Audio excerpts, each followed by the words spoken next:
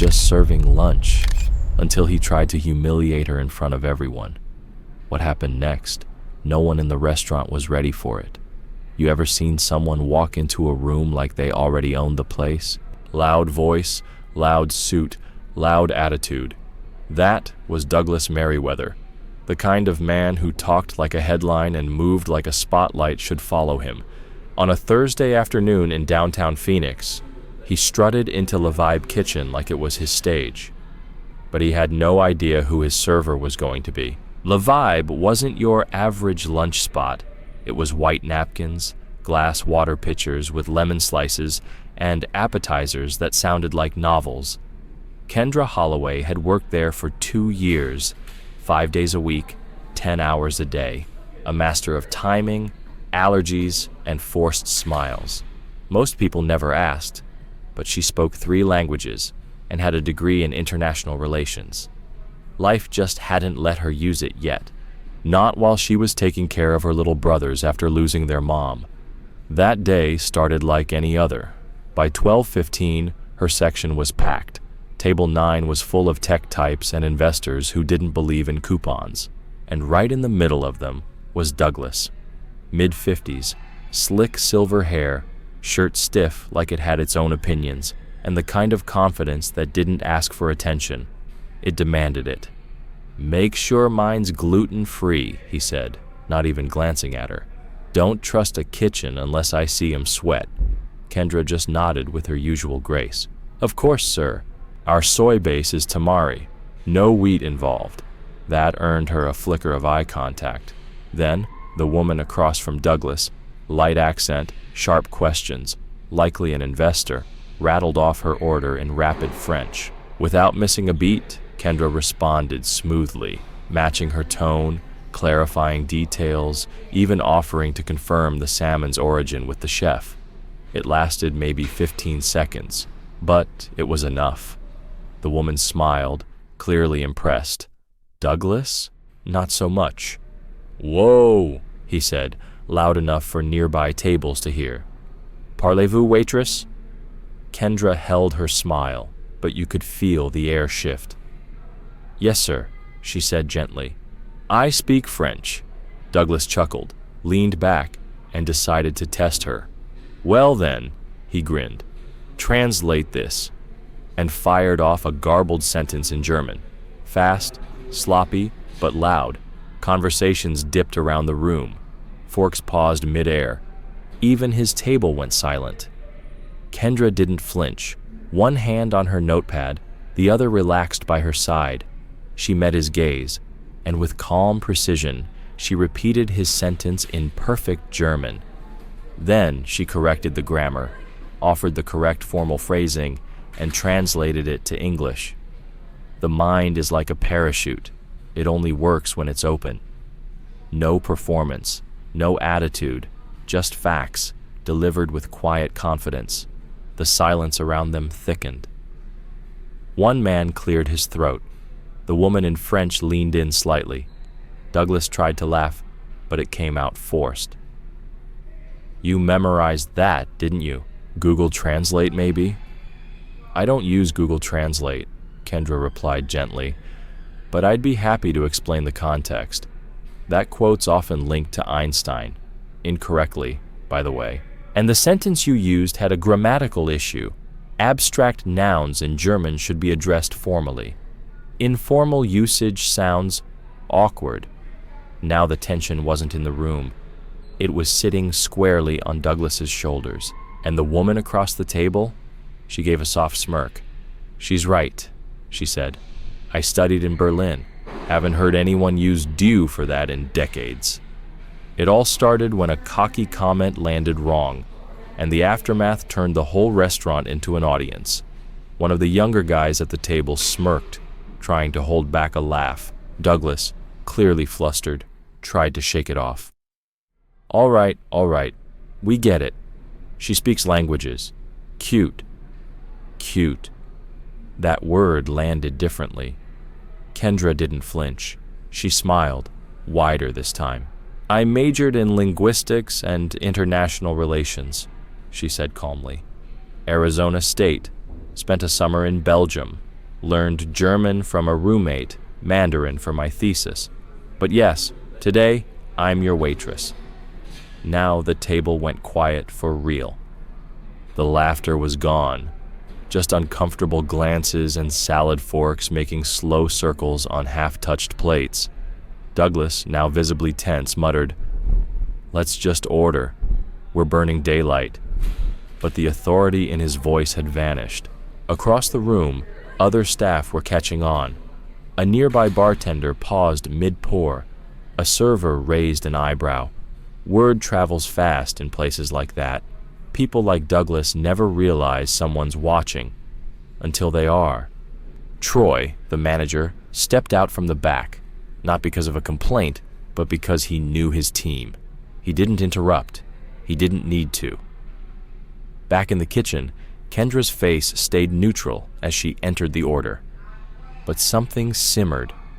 Not rage, not surprise, just that low burn, the kind that builds over years of being underestimated.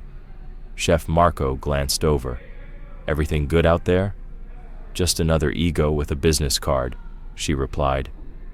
"You want me to spit in his risotto?" "Tempting," she smirked.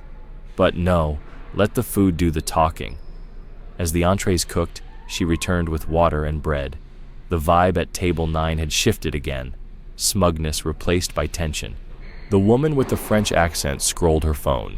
The young guy stabbed at his salad. And Douglas, he wasn't done. As Kendra placed the water, his voice dropped, cold and steady. "You know, it's always the ones who think they're smart that end up in aprons." Kendra paused. "I'm sorry?" "You heard me," he said, leaning in. "Degrees are nice, but this isn't a seminar. It's a restaurant. We came for service, not corrections." There it was, the power play. Humiliate her again, publicly, reassert the balance, remind the room who he thinks he is. But Kendra didn't budge. She looked at him, not angry, just still. "I treat every guest with respect," she said, "but that doesn't mean I forget who I am because I'm carrying a tray." Douglas scoffed. "Yeah? And who are you?" The question hit the table like glass hitting tile. Even the French woman looked up from her screen. The VP blinked. Kendra didn't blink. "I'm someone who didn't have the luxury of coasting." "Through life," she said, voice steady. "I'm someone who graduated early, speaks 4 languages, works 2 jobs so my brothers can stay in school, and still shows up every day with my head high. That's who I am." Douglas rolled his eyes. "So what? You want a gold star? A promotion out of pity?" Kendra didn't flinch. "No, I just want to do my job without being diminished." For a second, the whole room stilled. Then Troy, the manager, stepped up. Calm, firm, eyes straight on Douglas. "Everything okay here?" Douglas shifted in his chair. "Just a difference in perspective, that's all." Troy didn't blink. "We don't allow disrespect here, to guests or staff." Kendra didn't need to say anything. Her walk back to the kitchen said enough.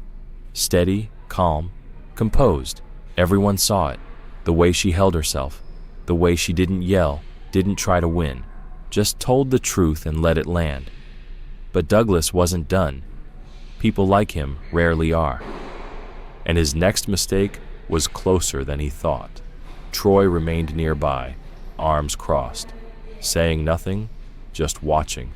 And Douglas started looking around, hoping someone, anyone, would back him up. No one did. Even his VP kept his eyes low.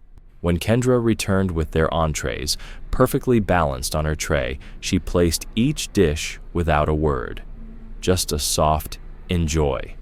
And just as she turned to go, Douglas spoke again, louder than needed. "I was just joking, you know." Kendra paused.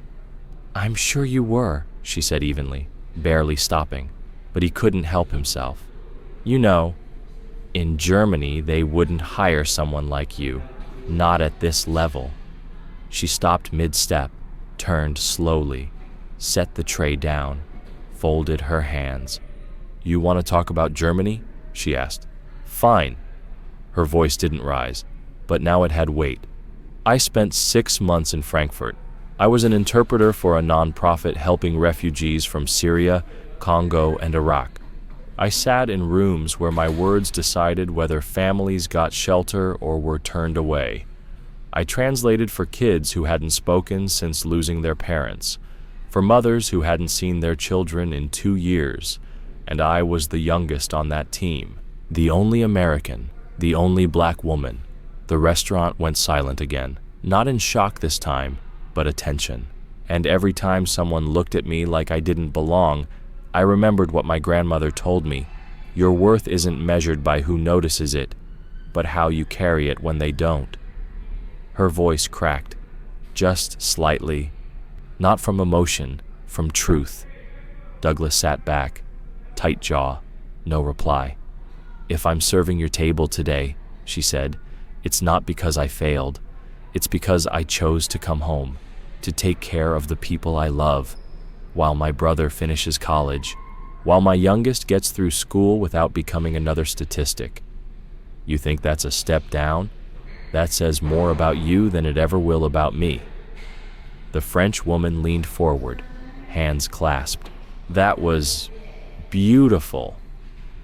Kendra nodded gently, then turned and walked away. Back in the kitchen, she didn't cry, didn't rant. She just took a deep breath and started wiping the prep counter, another part of the shift. Troy walked in with a to-go cup. Water with lemon, he said. The owner saw the footage. She said you handled it perfectly. Kendra raised an eyebrow. Didn't know she watched Lunchtime. She does now. Kendra took a long sip. The water was colder than usual, sharp, clean, exactly what she needed after something so bitter. You want to take a break? Troy asked. I'm good, she replied. I want to finish the shift. Because some people crumble under pressure, and some, like Kendra, stand tall even when the air is heavy. And sometimes that's all it takes to hold up a mirror someone like Douglas can't ignore. Not because he wanted to change, but because he couldn't unsee it now. And something inside him, quietly, deeply, had already started to shift. There was a strange silence hanging over table 9.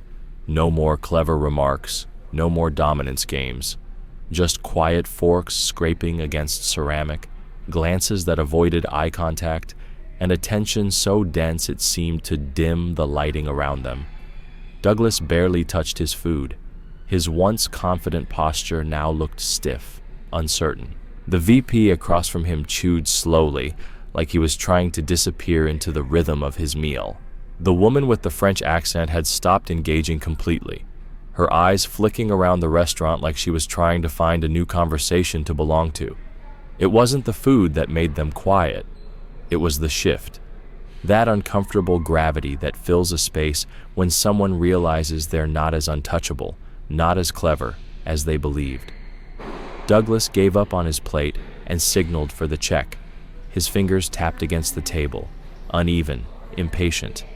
He had come in looking for validation, maybe even admiration. Instead, he'd been served something far less palatable, the truth. Kendra returned with the check, folded neatly inside the black bill holder. She set it down gently in front of him. Whenever you're ready, she said. Her voice was polite, professional, but distant, the kind of tone that leaves no room for performative apologies. Douglas didn't look up at first, just opened the holder, glanced at the total, and reached into his blazer for a sleek black company card. But something happened, a hesitation. His hand hovered over the table for a second longer than necessary. Then, slowly, he looked up, not with arrogance, with something quieter, something that looked an awful lot like shame. Kendra, right? He asked, voice lower, less rehearsed. She nodded once. He cleared his throat. Look, I didn't mean to insult you. She didn't respond. She didn't have to.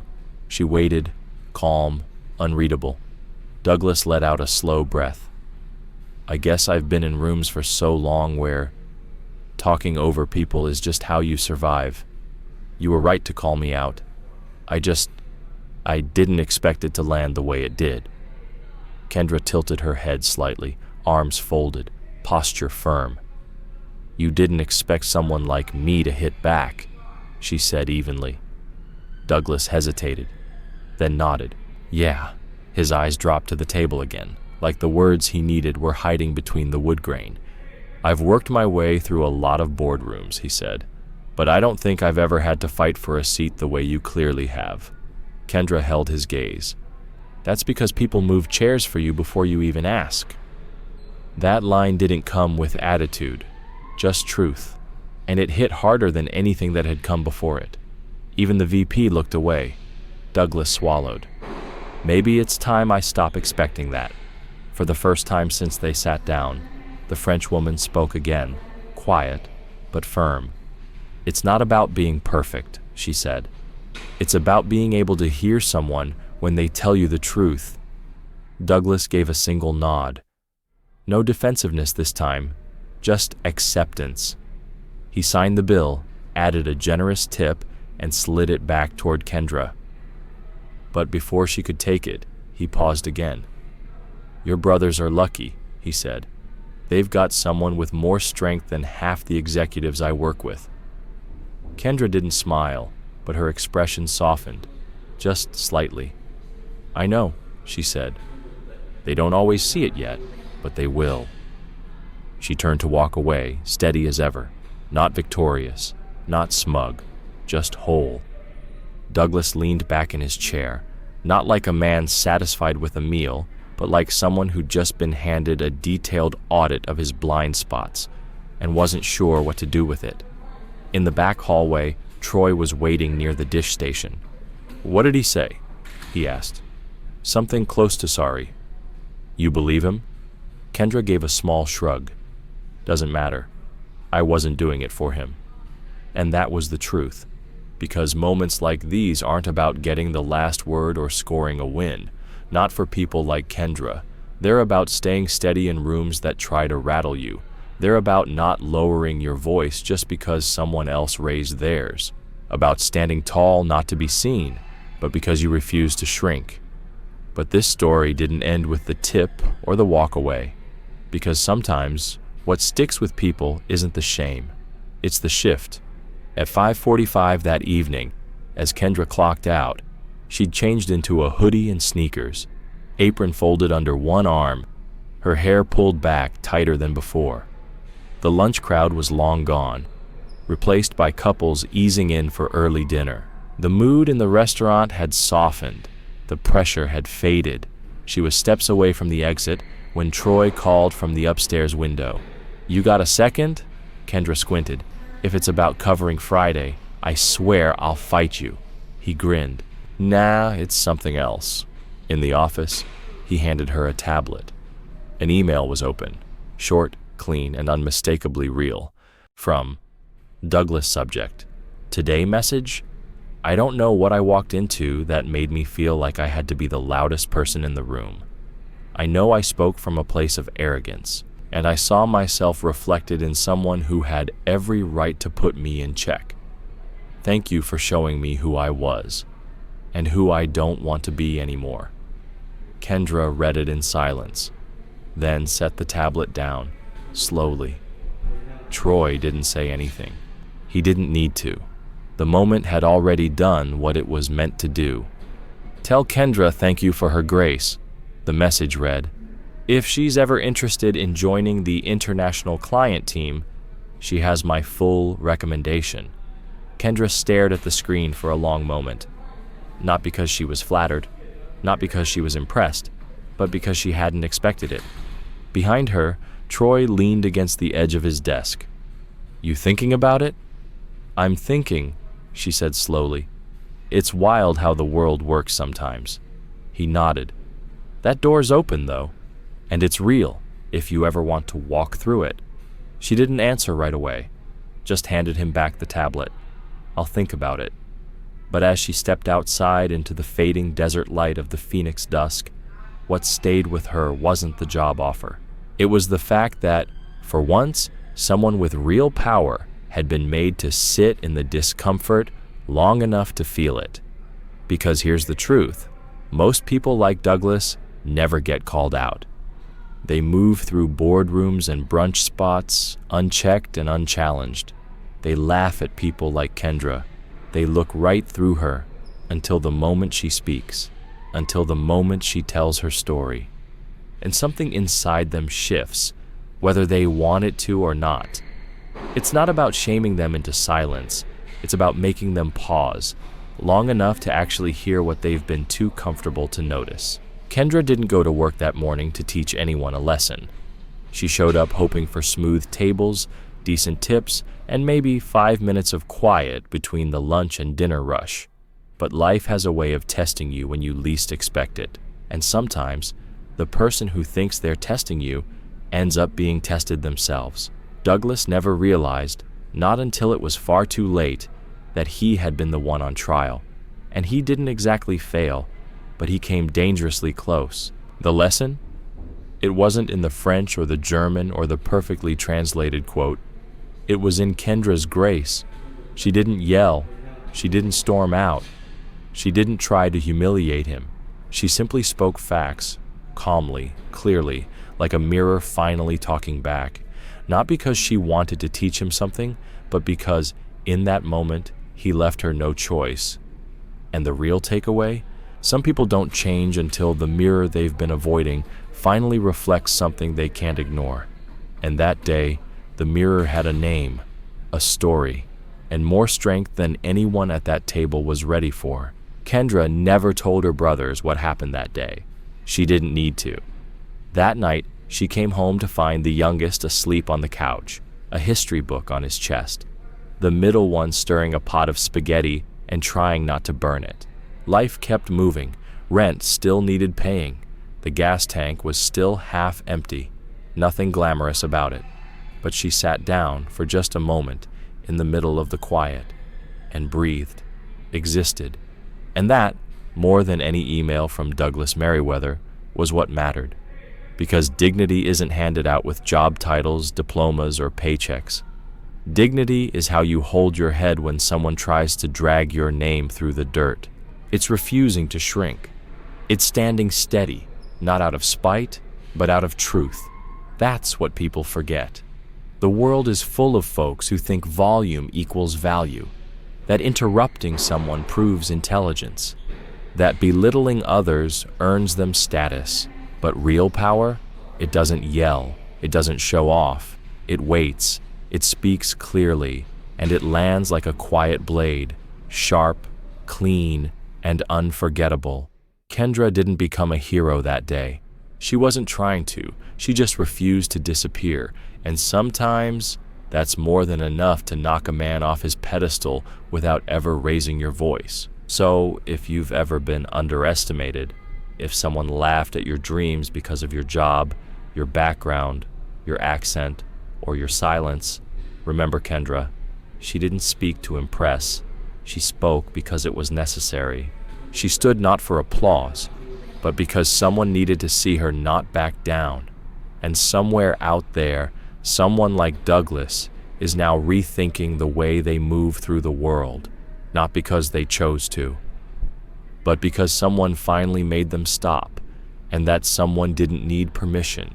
They just needed to be heard. So ask yourself, when that moment comes, will you let someone else decide your worth? Or will you stand in your own truth, even if your voice shakes? Because sometimes the loudest power in the room is the one that never needed a microphone.